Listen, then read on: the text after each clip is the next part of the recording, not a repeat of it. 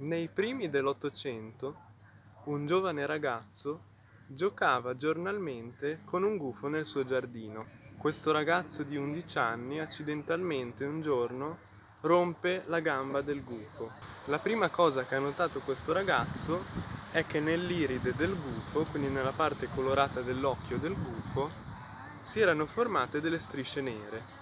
Quindi dopo l'incidente avvenuto, l'iride del gufo è cambiata. Quindi dopo questo incidente il ragazzo decide di prendersi cura di questo gufo e lasciarlo andare soltanto quando sarà tornato in salute.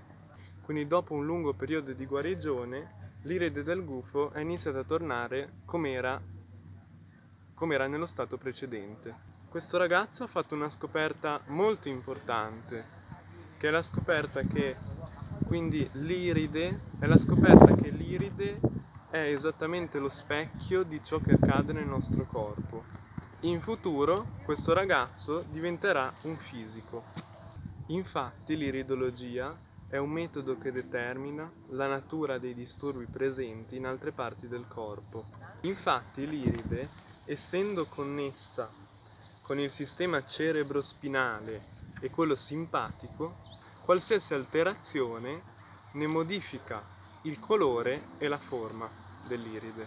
Quindi l'iridologia non mente, è esattamente lo specchio di ciò che accade nel tuo corpo, sia mentalmente sia fisicamente.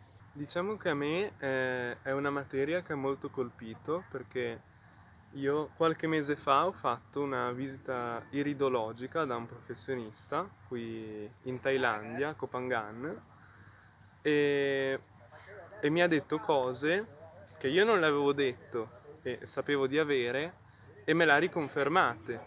Quindi magari dei piccoli disturbi che ho, lei me l'ha detti senza io che glieli dicessi. E poi ovviamente ti può dare consigli. Ad esempio, una delle cose che mi ha stupito di più è quando questa dottoressa mi ha detto che il mio colore originale, quindi il mio colore naturale degli occhi, dovrebbe essere azzurro. Questo perché noi viviamo in un mondo tossico poi alla fine. Viviamo in un mondo eh, dove è normale mangiare al McDonald's per alcune persone, dove ancora c'è molta ignoranza, quindi anche nell'alimentazione e in tutte queste cose. E soprattutto c'è anche molto inquinamento. Quindi diciamo che il periodo, il periodo che stiamo attraversando ora non è più quello che c'era magari centinaia d'anni fa, perché è tutto molto più inquinato. Quindi il mondo è sempre più tossico, no? Se continuiamo ad andare in questa strada.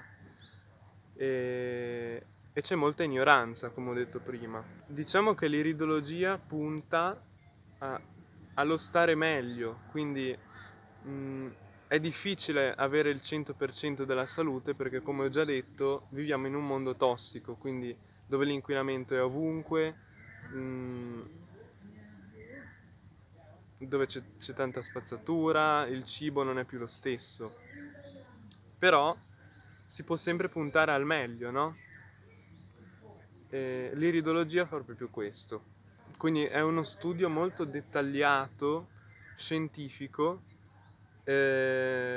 molto individuale. Quindi il lavoro dell'iridologo è proprio vedere l'iride della persona e quindi capire esattamente cosa sta succedendo nel corpo, esattamente in quel momento di quella persona. Quindi un'analisi di questo tipo può essere soltanto un aiuto. Poi ovviamente la forza di volontà, se, se l'iridologo appunto ti dice che devi seguire certe cose, è a tua responsabilità e a tua forza di volontà seguirle. Qui a Koh Phangan c'è un'iridologa molto brava, che è appunto quella dove ho fatto io la visita, e lei fa anche online, quindi se volete scrivete qua sotto i commenti e vi posso lasciare il contatto.